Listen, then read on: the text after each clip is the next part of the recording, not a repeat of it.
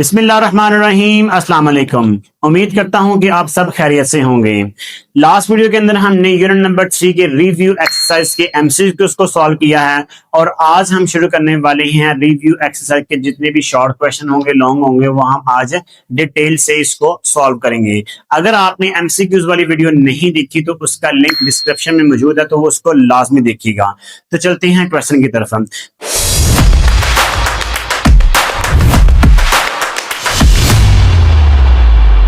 Question number 2 हमारे पास ये है, वो कह रहा है कि राइट इन टेबुलर फॉर्म।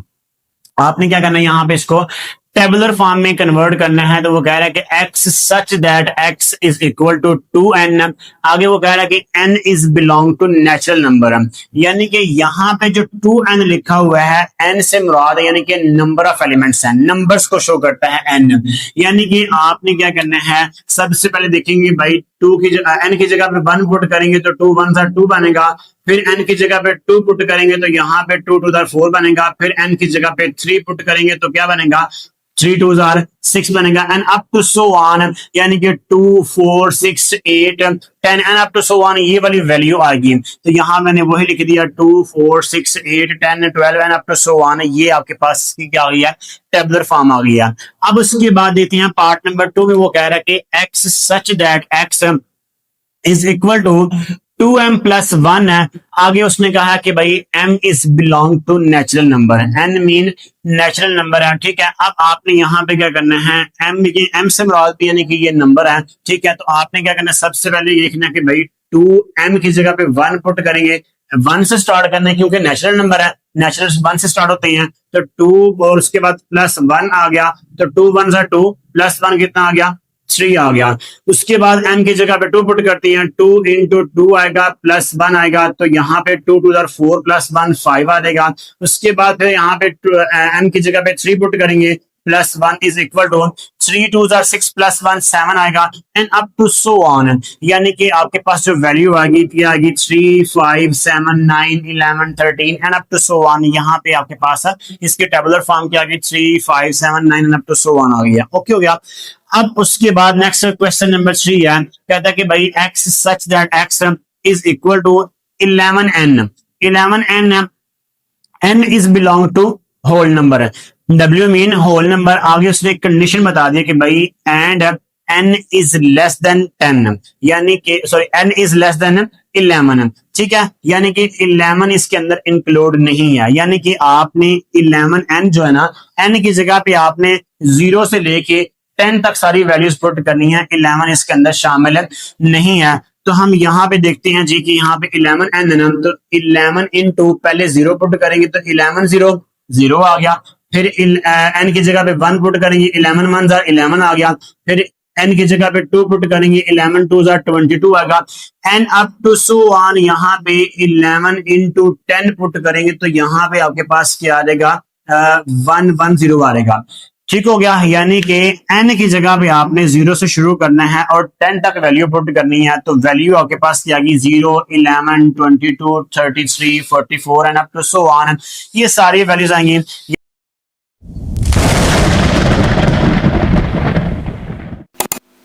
यहाँ पे आएगा 0 11 22 33 and up to so on 1 1 0 आपके पास इसका आंसर आ गया। अब उसके बाद चलते हैं जी पार्ट नंबर 4 पे। तो पार्ट नंबर 4 में वो कह रहा है कि x such that x is belong to e। e मतलब इवन नंबर है and 4 is less than x and x is less than 6 है। यानी कि ना ही इसके अंदर 4 शामिल है और ना ही इसके अंदर 6 शामिल है। तो वो कह रहा है कि भाई 4 और 6 के दरमियान जो इवन नंबर है वो आप बता दें। इवन नंबर तो वो होते हैं जो 2 पे डिवाइड होते हैं। ठीक हो गया। अब 4 खुद एक इवन नंबर है और 6 खुद एक इवन नंबर है, इन दोनों के दरमियान तो 5 ही आ रहा है, लेकिन 5 तो आपके पास क्या है, ऑड नंबर है। तो इसलिए यहाँ पे क्या आ जाएगा, एम्प्टी सेट इसका आंसर आ जाएगा। उसके बाद नेक्स्ट पार्ट नंबर 5 है। 5 पार्ट में कहता है कि भाई x such that x is belong to o है। o मतलब कहता है कि ऑड नंबर है, ऑड नंबर। आगे कहता है कि and 5 is less than or equal to x, यानी कि कह रहा है कि भाई जो 5 है ना वो लेस छोटा भी है और इक्वल भी हो सकता है x के। And x is less then 7, यानी कि इन दोनों के दरमियान, या फिर कहता है कि भाई ऑड नंबर बताना है, तो इन दोनों के दरमियान में तो कोई ऑड नंबर नहीं है 5 और 7 के दरमियान, लेकिन उसने कहा यहाँ पे कहा है कि भाई 5 इज लेस देन और इक्वल टू, ठीक है, तो इसका मतलब है 5 इसके अंदर शामिल है, तो यहाँ पे इसका आंसर क्या आ जाएगा, 5 आ जाएगा। अब उसके बाद पार्ट नंबर 6 में वो कह रहा है कि भाई x such that x is belong to q, q मतलब रैशनल नंबर है, and x square is equal to 2 है। तो यहां पे इसको हम सॉल्व कर लेते हैं, x square is equal to 2 है, दोनों तरफ अगर हम स्क्वायर रूट लेते हैं, स्क्वायर रूट इसका भी आएगा इसका भी आएगा, तो यहां पे आप क्या करेंगे, स्क्वायर रूट से कैंसिल हो जाएगा, तो यहाँ पे x इज इक्वल टू क्या आएगा, स्क्वायर रूट आ जाएगा, ठीक है। और अगर 2 का स्क्वायर रूट है ना, 2 का अगर स्क्वायर रूट लेंगे तो आपके पास ये होता है इर्रेशनल नंबर होता है, ठीक है ना। तो इर्रेशनल नंबर आपके पास यहाँ पे उसने कहा था कि भाई x belong to rational number है, ठीक है, लेकिन ये चीज क्या आ गई, आंसर क्या आ गया इसका, इर्रेशनल नंबर आ गया, तो इसका मतलब है यहाँ पे इसका आंसर क्या आ जाएगा, एम्प्टी सेट आ जाएगा। ओके हो गया। अब उसके बाद नेक्स्ट पार्ट नंबर 7 है। पार्ट नंबर 7 में वो कह रहा है कि भाई x such that x is belong to q, q मतलब कह रहा है कि वो रैशनल नंबर है, and x is equal to minus x है, x is equal to minus x है, यानी कि x अपने यानी कि अपोजिट के इक्वल कैसे हो सकता है, यानी कि 2 -2 के इक्वल कैसे हो सकता है, 5 है -5 के इक्वल नहीं हो सकता है, ठीक हो गया। अब इसके अंदर वो एक ही एक एलिमेंट हो सकता है, जीरो को अगर कहें यहाँ पे लिखे ना कि 0 इज इक्वल टू -0, लेकिन 0 के साथ कोई सिंबल है, यानी कि 0 ना प्लस का होता है ना माइनस का होता है, तो इसलिए यहाँ पे 0 ही एक ऐसा इंटीजर है जो कि यानी कि अपने ही यानी कि अपने अपोजिट के इक्वल हो सकता है। ओके हो गया, तो इसका आंसर आपके पास क्या आ जाएगा, 0 आ जाएगा। अब उसके बाद नेक्स्ट पार्ट नंबर 8 है। पार्ट नंबर 8 में वो कह रहा है कि भाई x such that x is belong to real number. आगे कहता है कि and x is not belong to irrational number, Q not मतलब इर्रेशनल नंबर है।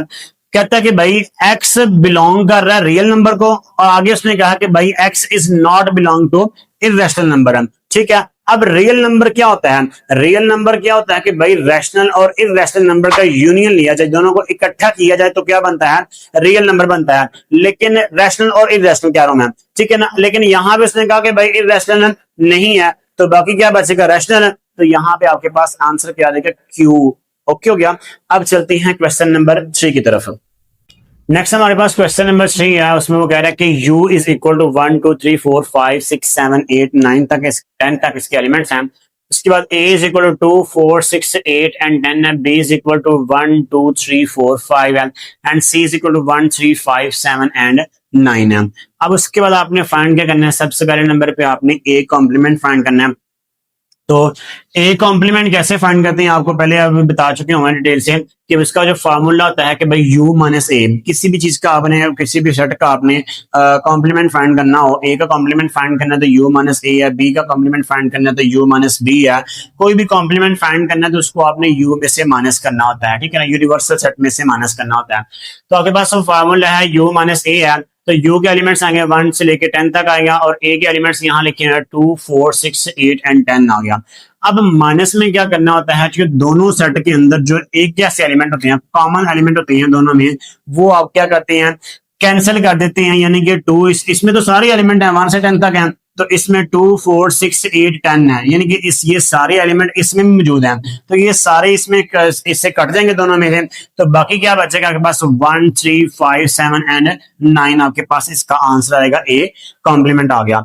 इसी तरह अब यहाँ पे बी कॉम्प्लीमेंट है, बी कॉम्प्लीमेंट का फॉर्मूला क्या बनेगा, u माइनस बी बनेगा, तो u के एलिमेंट्स 1 से 10 तक है और b के एलिमेंट्स यहाँ पे लिखे हुए हैं 1 2 3 4 5 है। अब यहाँ पे 1 कटेगा तो 1 2 3 4 5 दोनों में सेम है, वो सारे कट गए हैं, बाकी आपके पास आएगा 6 7 8 9 और 10, इसका क्या आएगा, आंसर आ जाएगा। अब उसके बाद यहाँ पे थर्ड पार्ट में वो कहता है कि भाई a यूनियन b आपने फाइंड करना है। तो ए यूनियन बी आपने फाइंड करना है, तो ए के एलिमेंट्स यहाँ लिखे हुए हैं और यूनियन दरमियान में यूनियन आ गया, बी है उसके बाद फिर बी के एलिमेंट्स आ गए हैं। यूनियन का मतलब होता है आप क्या कहता है इकट्ठा करना। इकट्ठा यानी कि आपने दोनों सेट के अंदर जितने भी एलिमेंट्स हैं सबको आपने इकट्ठा करना है एक सेट के अंदर।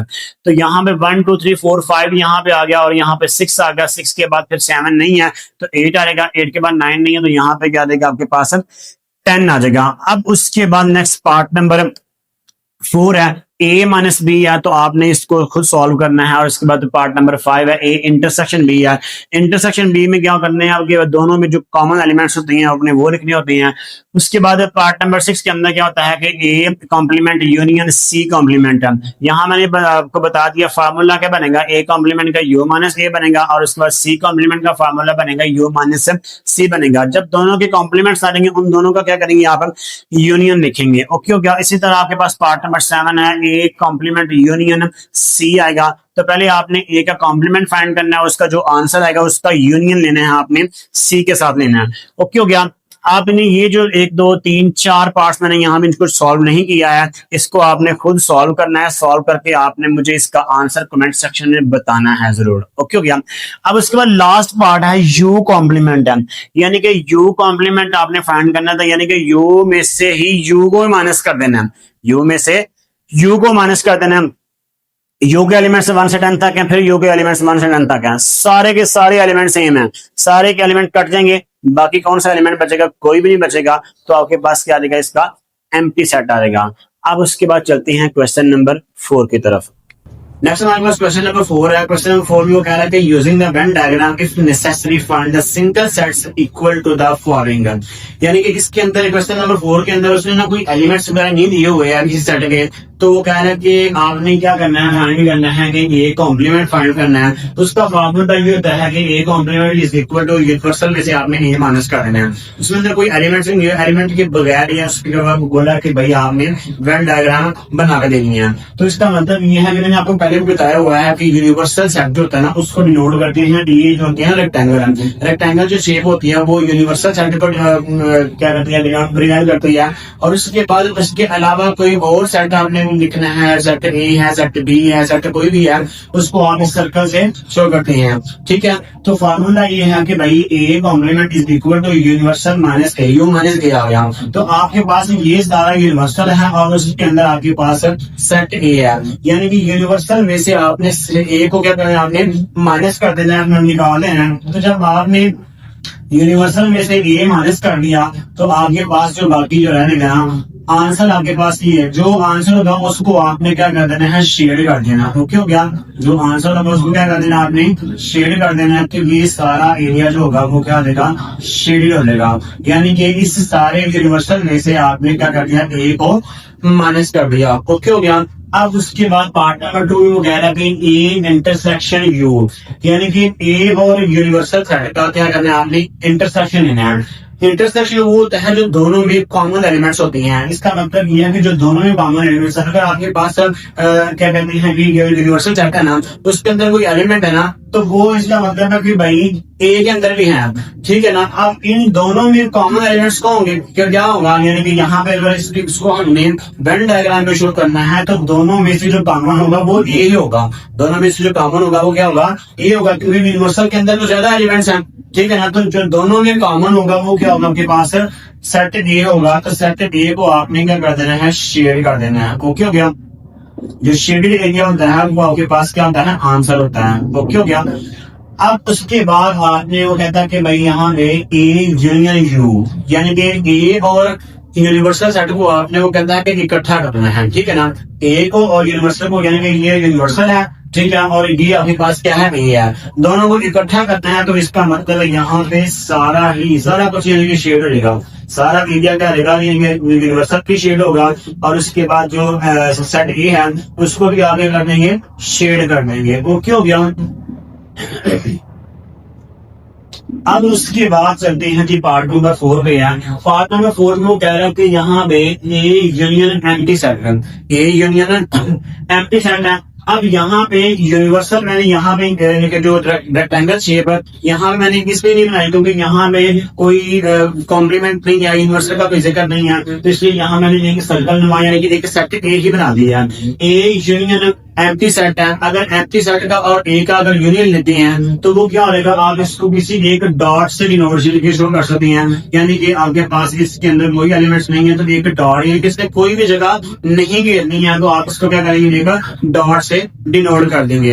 अब उसके बाद यहाँ पे पार्ट नंबर 5 कहता है कि empty set intersection empty set है, यानी कि दो एम्प्टी सेट्स का आपको क्या करना है, इंटरसेक्शन लेना है। अगर आपके पास दो सेट है, दोनों सेट के अंदर कोई भी एलिमेंट नहीं है तो उसका आंसर भी क्या आएगा, एम्प्टी सेट ही आएगा, उसका आंसर क्या आएगा, एम्प्टी सेट आएगा। तो इसकी वेन डायग्राम वैसे बनती नहीं है, लेकिन अगर बनानी है तो आप यहाँ में क्या करेंगे, दो डॉट से इसको क्या कर देंगे, डिनोट कर देते हैं। ओके हो गया। अब उसके बाद नेक्स्ट क्वेश्चन नंबर 5 है। क्वेश्चन नंबर 5 में वो कह रहा है कि use Venn diagram to verify the following.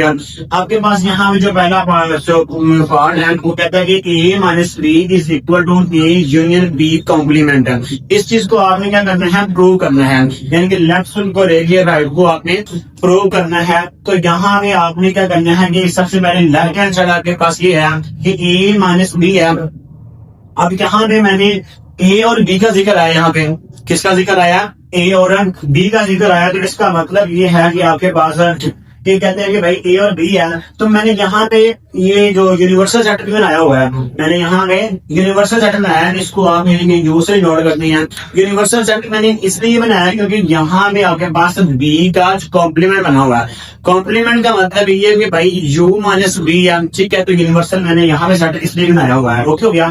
तो क्या है कि a माइनस बी करना है, a माइनस बी करना है, यानी कि आपने क्या करना है, a में से b को माइनस कर देना, ठीक है ना। तो आपके पास यहाँ पे ये जो एरिया ना, ये आपके पास a है और ये क्या है, b है और ये यूनिवर्सल है। तो आपने क्या करना है कि इस एरिया को आपने शेड कर देना है, ठीक है, यानी कि ए में से बी को माइनस कर दिया, बी को क्या कर दिया, माइनस कर दिया होगा। ओके हो गया। अब उसके बाद नेक्स्ट जो राइट हैंड साइड है, राइट हैंड साइड में वो कह रहा है कि ए यूनियन बी कॉम्प्लीमेंट है। लेकिन सबसे पहले तो हमने ये फाइंड करना है कि बी कॉम्प्लीमेंट क्या होते हैं। बी कॉम्प्लीमेंट ये है कि भाई यूनिवर्सल में से आपके बी को माइनस कर देना है, यानी कि बी को निकाल देना है आपने, ठीक है। जब बी निकालेंगे तो आपके पास ये ए है और ये क्या है, बी है, ठीक हो गया। तो आपने क्या करना है, ये यूनिवर्सल सेट है, तो यूनिवर्सल में से आपने बी को निकालना है, बी को निकाल देना है। बी के अलावा बाकी जितना भी एरिया होगा वो सारे को क्या कर देंगे, शेड कर देंगे। ओके हो गया। यानी कि ये बाहर वाला एरिया भी शेड होगा, ठीक हो गया।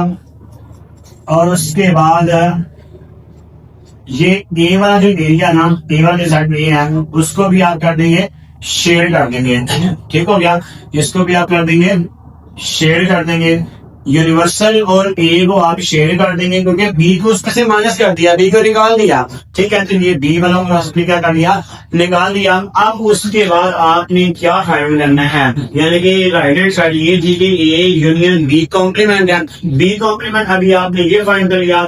अब वो कहता है कि भाई ए और बी कॉम्प्लीमेंट का आपने यूनियन लेना है, ए और बी कॉम्प्लीमेंट का क्या करना है, आपने यूनियन लेना है। तो जब यूनियन लेना है तो आपने क्या करना है, इसका और इसका आपने यूनियन लेना है, इसका नहीं, यानी कि आपके पास ए का और बी कॉम्प्लीमेंट आपके पास ये है। और आपने इसके अंदर इजाफा किस चीज का करना है कि भाई ये जो आपके पास ए वाला हिस्सा है ना, क्योंकि ये वाला एरिया है, इसको भी ए के अंदर ही में डाल दिया, यानी कि आपके पास ये वाला सारा एरिया तो शेडेड हो जाएगा, ये वाला सारा एरिया तो क्या रहेगा, शेड हो जाएगा। ये यूनिवर्सल सेट है, ठीक हो गया। ये वाला एरिया तो शेड हो जाएगा। अब यहाँ पे जो ए वाला एरिया ना, ये सेट ए है, ये सेट ए है और ये सेट बी है। तो क्या करना है आपने कि ए वाला सारा एरिया तो इसको भी आपने इसके अंदर ही शामिल कर लेना है, इसको भी क्या करना है, इसके अंदर शामिल करना है। तो अब इसमें ये चीज आ गई है लास्ट पे कि भाई ए माइनस बी आपने ये फाइंड किया था और ए यूनियन बी कॉम्प्लीमेंट आपने ये फाइंड किया, यानी कि ये दोनों सेम नहीं आ रहे। तो यहाँ पे लास्ट पे लिख देंगे कि A minus B is not equal to A union B complement. Okay हो गया। अब नेक्स्ट चलती है पार्ट नंबर 2 की तरफ। तो नेक्स्ट हमारे पास क्वेश्चन नंबर 6 है। तो क्वेश्चन नंबर 6 में वो कह रहा है कि verify that A is equal to 1 2 3 4 है और बी इज इक्वल टू 3 4 5 6 7 8 और सी इज इक्वल टू 5 6 7 9 और 10 है।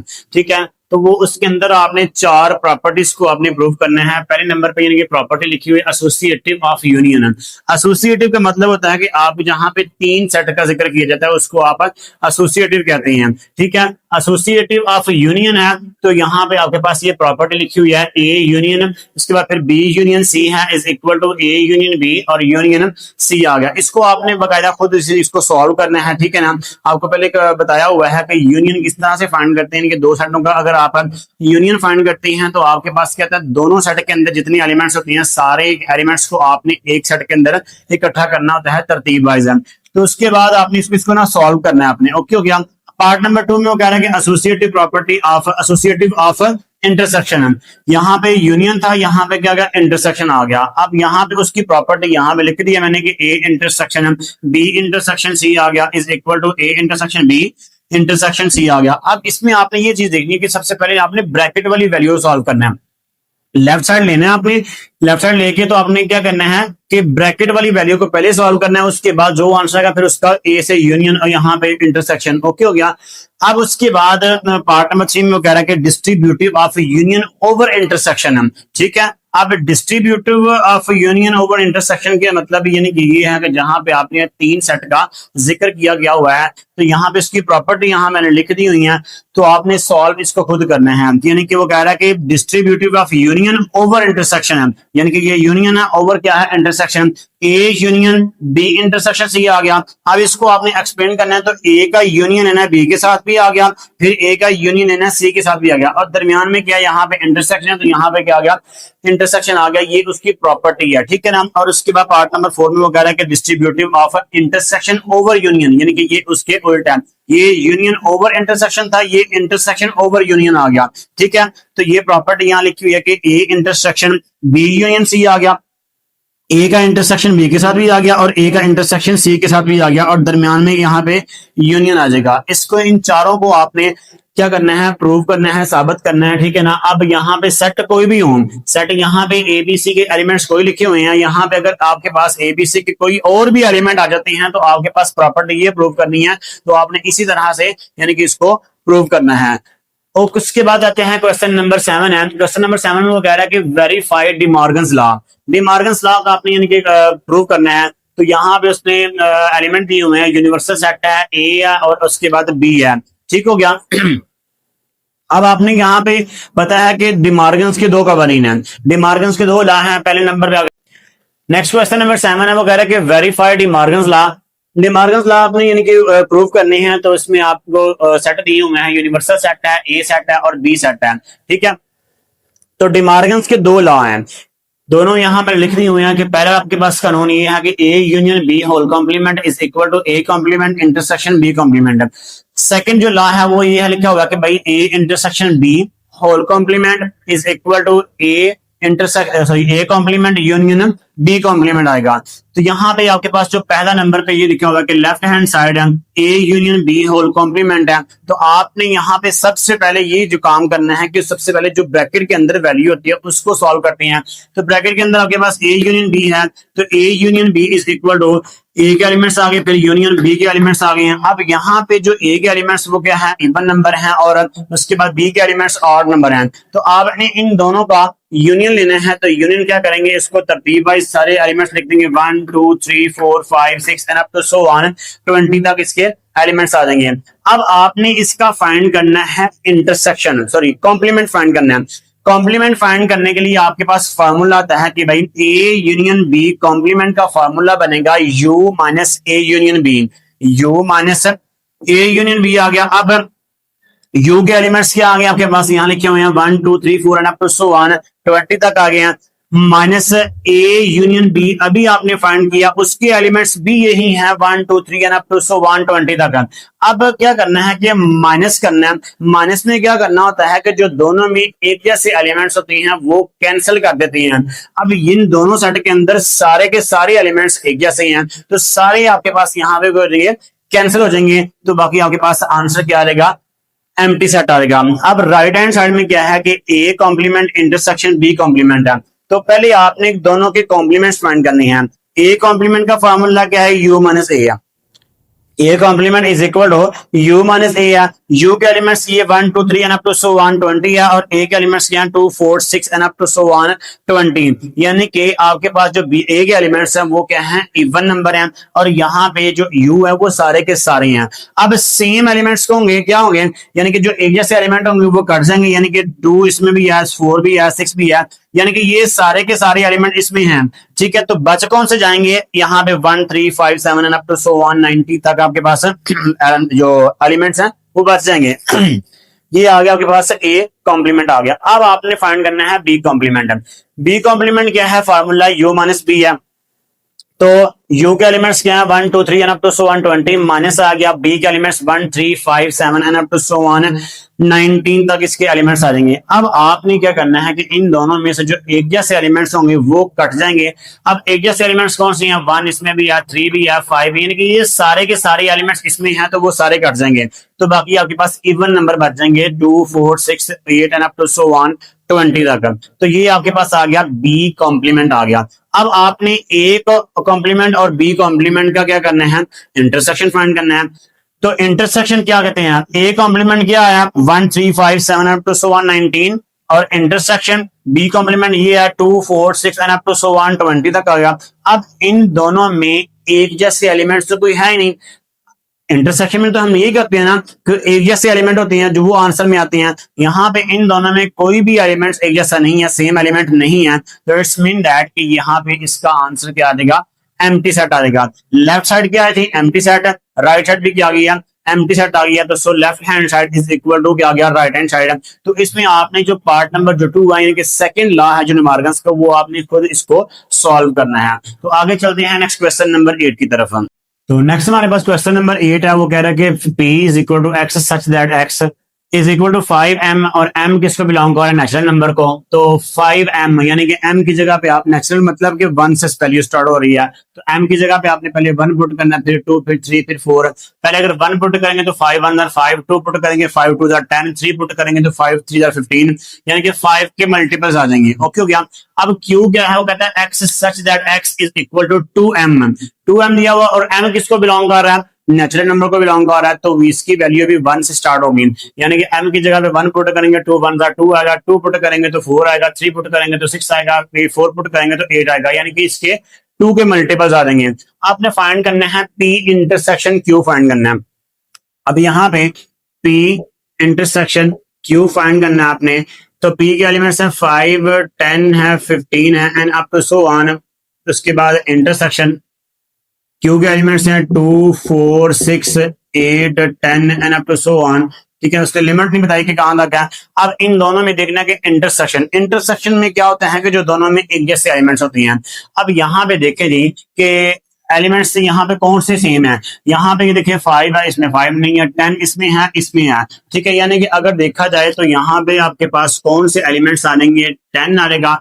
10 के बाद यानी कि अगर यहाँ पे 15 आ रहा है, ठीक है ना, 15 के बाद 20 आएगा, तो इसमें यहाँ पे 15 नहीं है लेकिन 20 आ जाएगा, यानी कि 10 के मल्टीपल्स आ जाएंगे, 10 20 30 and up to so on. इसका आंसर आएगा पी इंटरसेक्शन क्यू आ गया। ओके हो गया। अब चलते हैं नेक्स्ट क्वेश्चन नंबर 9 के ऊपर। क्वेश्चन नंबर 9 के ऊपर आपके पास यहाँ पे उसने कहा है कि from suitable properties of union and intersection deduce the following results. यानी कि आपने क्या करना है कि कोई भी यूनियन और इंटरसेक्शन की प्रॉपर्टी लेनी है। ठीक है, यहाँ पे उसने बल्कि दी हुई है प्रॉपर्टीज है। ठीक है, तो वो कह रहा है कि आपने इनको प्रूव करना है, लेफ्ट हैंड साइड को आपने राइट हैंड साइड के इक्वल प्रूव करना है। तो आपके पास यहाँ पे कहता है कि ए इंटरसेक्शन उसके बाद A intersection A union B है is equal to A union A intersection B है।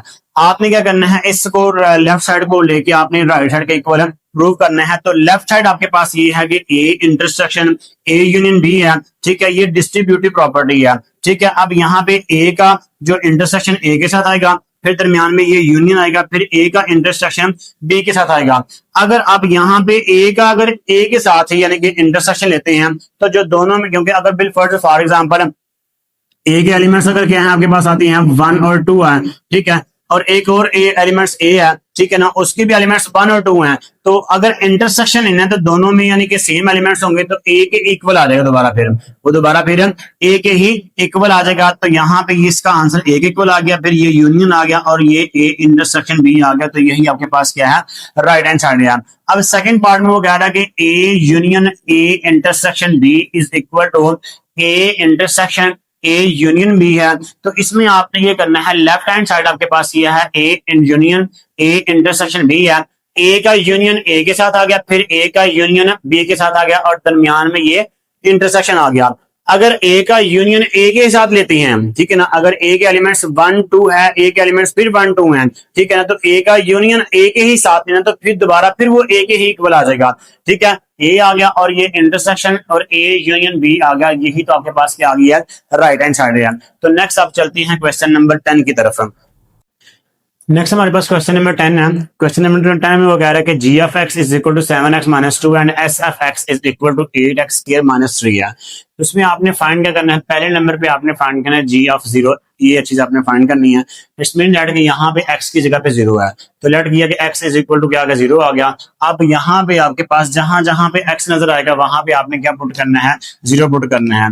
तो यहाँ पे g ऑफ 0 आ गया इज इक्वल टू 7x है, x की जगह पे 0 आ गया, माइनस 2 सेम आ गया, तो 7 0 0 माइनस 2 आ गया, तो आंसर क्या आ गया, माइनस 2 आ गया। सेकंड नंबर पे आपने फाइंड करना है g ऑफ माइनस 1 पुट करना है, ठीक है, तो x की जगह पे माइनस 1 आ गया, ठीक है, तो यहाँ पे क्या करना है, यहाँ पे जी की x की जगह पे माइनस 1 आ गया और ये x की जगह माइनस 1 आ गया, माइनस 2 सेम आ गया, 7 1 माइनस 7 आ गया, माइनस 2 आ गया, तो ये माइनस 9 आंसर आ गया इसका। ओके, तो थर्ड पार्ट में क्या फाइंड करना है, जी ऑफ माइनस 5/3 फाइंड करना है। तो x की जगह पे क्या आ गया, माइनस 5/3 आ गया। ओके हो गया। अब आपने क्या करना है कि x की जगह पे माइनस 5/3 आ गया इज इक्वल टू 7 सेम आ गया, x की जगह पे माइनस 5/3 आएगा और ये माइनस 2 सेम आ गया, तो यहाँ पे आएगा आपके पास 7 5 माइनस 35 आ गया और ओवर क्या आ गया, 3 आ गया और माइनस 2 आ गया और इसके बटे में क्या आ गया आपके पास 1 आ गया, ठीक है। अब इसका एलसीएम 3 आएगा, तो आपने यहाँ पे क्या करना है, क्रॉस मल्टीप्लाई करना है, 35 को 1 से मल्टीप्लाई करेंगे तो माइनस 35 आएगा और ये माइनस सेम आ गया, 3 2 6 आ गया, तो माइनस 35 माइनस 6 कितना आ गया, ओवर कितना, माइनस 42/3 आंसर आ गया।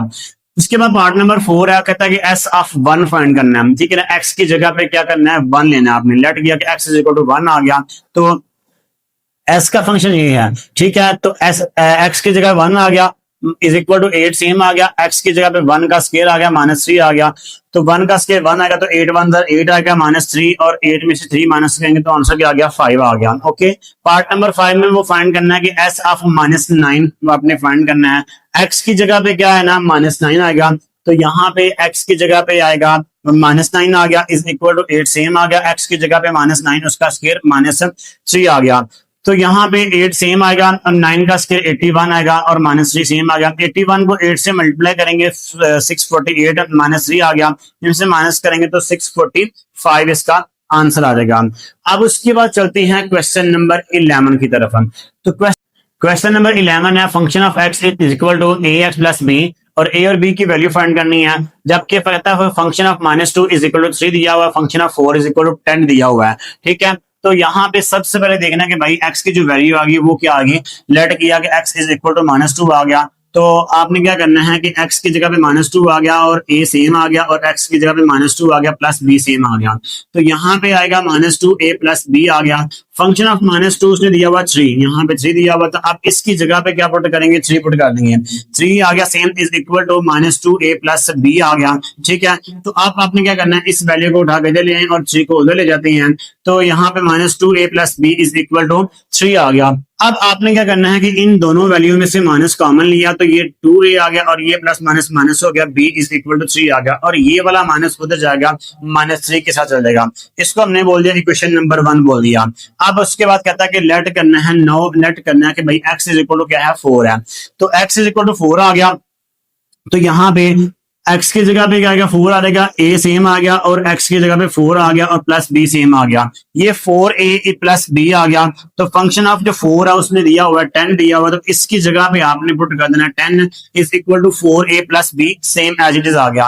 अब आपने क्या करना, 4a प्लस b इधर आ गया और 10 उधर चल जाएगा, तो इसको हमने बोल दिया इक्वेशन नंबर 2 का नाम दे दिया। तो आगे क्या है, by adding equation 1 and 2, equation 1 और 2 को आपने ऐड कर देना। तो इक्वेशन 1 आपके पास 2a minus B is equal to -3 आ गया, और 4a plus b is equal to 10 आ गया। तो प्लस का बी माइनस का बी कैंसिल हो गया, तो 4 प्लस 2 कितना 6a इज इक्वल टू 7 आ गया। तो ये जो 6 इधर आके डिवाइड हो जाएगा, तो a की वैल्यू क्या आ गई है, 7/6 आ गया। अब a की जो वैल्यू आई है इक्वेशन 1 2 जिसमें मर्जी पुट कर दें, तो आपके पास b की वैल्यू भी आ जाएगी। तो यहां मैंने लिखा पुट इन 1, इसको इक्वेशन नंबर 1 में पुट करना है। तो इक्वेशन 1 आपके पास ये 2 सेम आ जाएगा, और a की जगह पे उसकी वैल्यू आ रहेगी 7/6 आ गया, तो minus b is equal to -3 आ गया। ओके हो गया। तो ये आप यहाँ पे क्या करेंगे कि 2 1 2 आ गया, 2 3 6 आ गया, तो 7/3 minus b is equal to -3 आ गया। तो ये 7/3 सेम आ गया, ये वाला माइनस का 3 इधर आके प्लस हो जाएगा, ये माइनस का b उधर जाके प्लस का b हो जाएगा। ठीक हो गया। इसके बेटे में 1 आ गया, तो इसकी एलसीएम आएगा 3, क्रॉस मल्टीप्लाई करें 7 1 7 प्लस 3 3 9 आ गया, तो 9 प्लस 7 इज इक्वल टू आ गया 16/3, आपके पास b की वैल्यू आ गई है। ठीक है। तो नेक्स्ट आप चलते हैं क्वेश्चन नंबर 12 की तरफ। अब हमारे पास क्वेश्चन नंबर 12 है।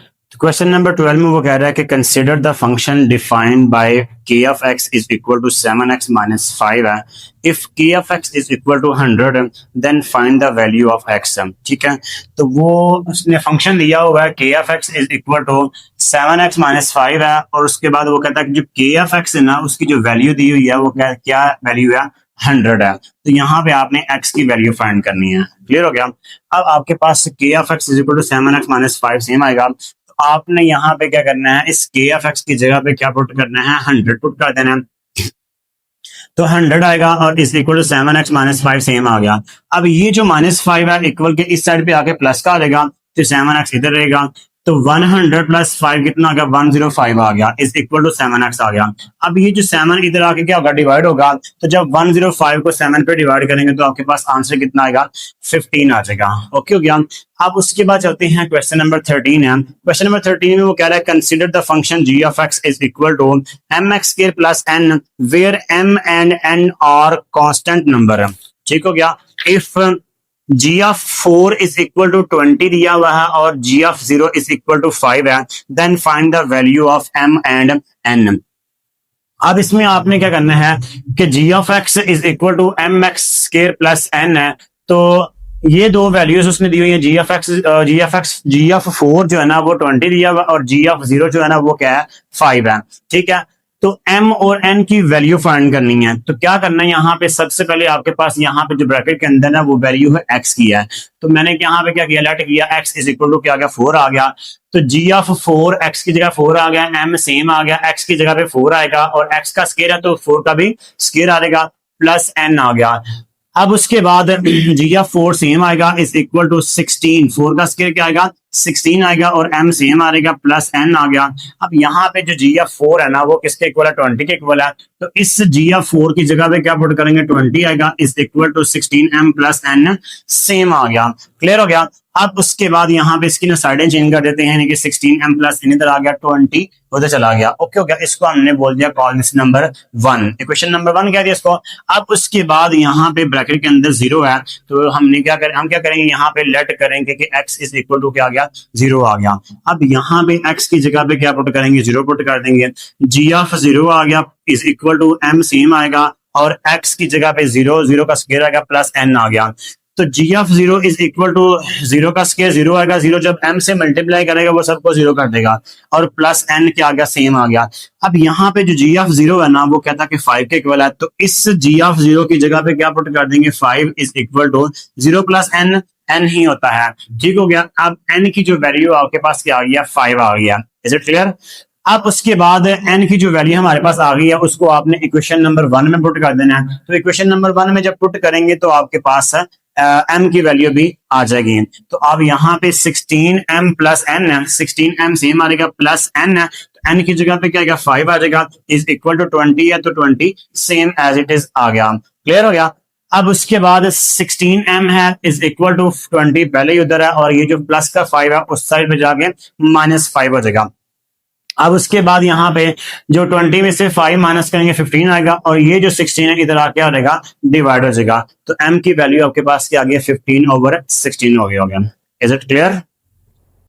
नेक्स्ट हमारे पास क्वेश्चन नंबर 14 है। क्वेश्चन नंबर 14 में वो कह रहा है कि अ shopping mall has 100 products from various categories labelled 1 to 100 representing the universal set you, यानी कि एक शॉपिंग मॉल है, उसके अंदर आपके पास 100 प्रोडक्ट पड़ी हुई हैं, ठीक है, उसको कैटेगराइज किया गया है डिफरेंट किस्म के, तो एक उसको यानी कि यूनिवर्सल सेट आपके पास 1 से लेके 100 तक है। सबसे पहले आपके पास है universal is U is equal to 1 2 3 and up to so on 100 तक है। उसके बाद कहता है the product are categorized as follows. Set A में क्या है कि electronics consisting of 30 product label from 1 to 13, यानी कि सेट ए में वो कह रहा है कि आपके पास कुछ इलेक्ट्रॉनिक्स हैं, इलेक्ट्रॉनिक्स की कुछ 30 चीजें पड़ी हुई हैं, उसको लेबल किया गया हुआ 1 2 3 4 5 and up to so on 30 तक है। तो यहाँ पे मैंने यहाँ पे लिख लिया इलेक्ट्रॉनिक्स है, वो 1 से 30 तक आपके पास नंबर्स आ गए हैं। सेट बी में वो कह रहा है कि क्लॉथिंग कंपेयर्स 25 प्रोडक्ट्स हैं, यानी कि कपड़े पड़े हुए हैं 25 किस्म के पड़े हुए हैं, ठीक है, उसको लेबल किया गया है 31 से 55 तक, ठीक हो गया। आप उसको लेबल किया 31 32 33 and up to so on 55 तक है। उसके बाद सेट सी में वो कह रहा है कि ब्यूटी प्रोडक्ट हैं, उनको यानी कि लेबल किया गया है, उसको कंप्राइजिंग किया गया प्रोडक्ट है, लेबल कहां से किया गया 76 से लेके 100 तक है। उसके बाद उसने क्या क्या कहा कि फाइंड क्या करना है आपने, राइट ईच सेट इन टेबुलर फॉर्म, यानी कि तीनों सेट को आपने क्या करना है टेबुलर फॉर्म में लिखना है। तो यहां मैंने set A set B set C को मैंने टेबुलर फॉर्म में लिख दिया है, और साथ उसने ये कहा है कि क्या करना है कि and find the union of all 3 sets, यानी कि तीनों सेट का आपने क्या करना है यूनियन फाइंड करना है। तो यहाँ पे A union B union C आ गया, तो ए के एलिमेंट सी आ गए, यूनियन सेम आ गया, फिर बी के एलिमेंट्स आ गए, फिर यूनियन आ गया, फिर सी के एलिमेंट्स आ गए हैं। अब यहाँ पे अगर गौर करें कि 1 से लेके यानी कि 30 तक सारे ही हैं, उसके बाद 31 से भी आगे 55 तक सारे वैल्यूज हैं। इसका मतलब ये है कि इन दोनों का अगर यूनियन लिया जाए तो 1 2 3 and up to so on 55 तक आ गया। 55 से यानी कि आगे जो 56 से लेके तो 75 तक नंबर इसके अंदर इंक्लूड नहीं है, तो यहाँ पे 55 के बाद 67 आ गया, 66 आ गया, 67 आ गया, 68 and up to so on 100 तक इसके एलिमेंट्स आ गए हैं। Is it clear? आप उसके बाद चलते हैं क्वेश्चन नंबर 15 है। क्वेश्चन नंबर 15 में वो कह रहा है कि out of the 180 students who appeared in annual examination, कहता है कि एक एनुअल एग्जाम हुआ, उसके अंदर 180 स्टूडेंट अपीयर हुए हैं, 120 पास्ड द मैथ टेस्ट, यानी कि 120 स्टूडेंट ऐसे हैं जिन्होंने मैथ का टेस्ट पास किया है, और उसके बाद 90 स्टूडेंट ऐसे हैं जिन्होंने साइंस का टेस्ट पास किया, और उसके बाद 60 स्टूडेंट्स ऐसे हैं जिन्होंने मैथ और साइंस दोनों का टेस्ट पास किया।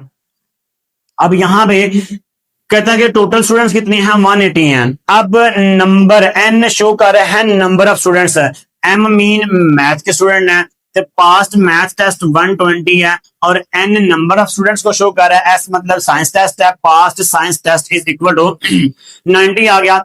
अब उसके बाद वो कह रहा है कि भाई जो ऐसे 60 स्टूडेंट ऐसे हैं जिन्होंने मैथ और साइंस दोनों का टेस्ट पास किया है। इसका मतलब है कि ये दोनों का क्या है इंटरसेक्शन है। Number of students math union science pass both यानी कि M and S is equal to क्या आ गया 60 स्टूडेंट्स आ गए हैं। अब उसके बाद वो पहले नंबर पे वो कह रहा है कि how many passed either the maths और साइंस टेस्ट, यानी कि कितने स्टूडेंट्स ऐसे हैं जिन्होंने मैथ्स या साइंस का टेस्ट पास किया है। अब आर का जिक्र किया गया, पिछले हमने एक्सरसाइज के अंदर हमने एक क्वेश्चन किया था, यानी कि वो प्रिंसिपल ऑफ एक्सक्लूजन और इंक्लूजन वाला जो फार्मूला लगाया था, यहाँ पे M union S is equal to maths plus science is minus M intersection S आ जाएगा। ठीक हो गया। अब मैथ स्टूडेंट्स कितने हैं 120 हैं, साइंस स्टूडेंट आपके पास 90 हैं, माइनस एम इंटरसेक्शन कितनी है 60 हैं। इन दोनों को प्लस करेंगे 210 आ जाएगा, माइनस 60 किया तो आपके पास 115। इसका मतलब ये है कि 150 ऐसे स्टूडेंट हैं जिन्होंने मैथ का टेस्ट पास किया या फिर साइंस का टेस्ट पास किया। अब चलते हैं पार्ट नंबर बी पे। तो नेक्स्ट हमारे पास क्वेश्चन नंबर 15 का पार्ट नंबर बी है। कह रहा है कि how many did not pass either of the 2 test, कितने स्टूडेंट ऐसे हैं जिन्होंने 2 टेस्ट पास नहीं किए हैं। हमने लास्ट पार्ट ए में हमने ये फाइंड किया था कितने स्टूडेंट थे जिन्होंने यानी कि हमारे पास यानी कि मैथ्स और साइंस का टेस्ट पास किया था, वो था 150 है। अब वो बताने हैं कि कितने ऐसे स्टूडेंट जिन्होंने पास नहीं किया है। अब टोटल में से 150 माइनस कर दें तो बाकी आपके पास जो स्टूडेंट बच जाएंगे उन्होंने पास नहीं किया। टोटल आपके पास 180 हैं और जो हमने पास किए थे वो 150 हैं, उसमें से माइनस करेंगे 30 स्टूडेंट ऐसे हैं जिन्होंने यानी कि वो दो टेस्ट पास नहीं किए हैं। नेक्स्ट पार्ट नंबर सी है। पार्ट नंबर सी में वो कह रहा है कि how many pass the science test but not the math test. देखिए कितने स्टूडेंट ऐसे हैं जिन्होंने यानी कि साइंस का टेस्ट पास किया है लेकिन मैथ का टेस्ट पास नहीं किया है। अब यहाँ पे जो बुक के अंदर उसने स्टेटमेंट दी हुई थी, उसने कहा था कि भाई जो टोटल स्टूडेंट जिन्होंने सिर्फ साइंस का टेस्ट पास किया वो 90 स्टूडेंट हैं, और ऐसे स्टूडेंट 60 स्टूडेंट ऐसे हैं जिन्होंने मैथ का टेस्ट भी पास किया है और साइंस का टेस्ट भी पास किया हुआ है। लेकिन इसमें से बताना है कि भाई वो इसमें से कितने ऐसे स्टूडेंट हैं जिन्होंने साइंस का पास किया लेकिन मैथ का टेस्ट पास नहीं किया है। अब आपने क्या करना है, इस टोटल स्टूडेंट जिन्होंने साइंस का टेस्ट पास किया उसमें से आपने इन दोनों का यानी कि इंटरसेक्शन जो है उनमें से माइनस कर देना है। तो बाकी आपके पास जो स्टूडेंट बचेंगे वो ऐसे स्टूडेंट होंगे जिन्होंने साइंस का टेस्ट पास किया होगा और मैथ का टेस्ट पास नहीं किया है। टोटल आपके पास 90 है, 90 में से 60 माइनस कर दें, 60 में से बाकी आपके पास कितना आ गया, 30 आंसर आ गया। 30 स्टूडेंट ऐसे हैं जिन्होंने यानी कि साइंस का टेस्ट पास किया लेकिन मैथ का टेस्ट पास नहीं किया है। ओके हो गया। अब उसके बाद लास्ट पार्ट नंबर डी है, how many failed the science test. अब उसने कहा कि भाई साइंस के टेस्ट में कितने बच्चे कितने स्टूडेंट्स फेल हुए हैं। यहाँ पे जो साइंस का टेस्ट उसने बुक में बताया, स्टेटमेंट के अंदर बताया कि साइंस के टेस्ट में कितने बच्चे पास हुए हैं, 90 स्टूडेंट्स जो पास हुए हैं साइंस के टेस्ट में। अब टोटल कितनी है, 180 हैं, तो 180 में से 90 माइनस कर दें तो बाकी 90 स्टूडेंट ऐसे हैं जिन्होंने साइंस का टेस्ट पास नहीं किया यानी कि वो फेल हो गए हैं। ठीक हो गया। तो आज की वीडियो के साथ चैप्टर नंबर 3 अपने इख्तिताम पजीर हुआ।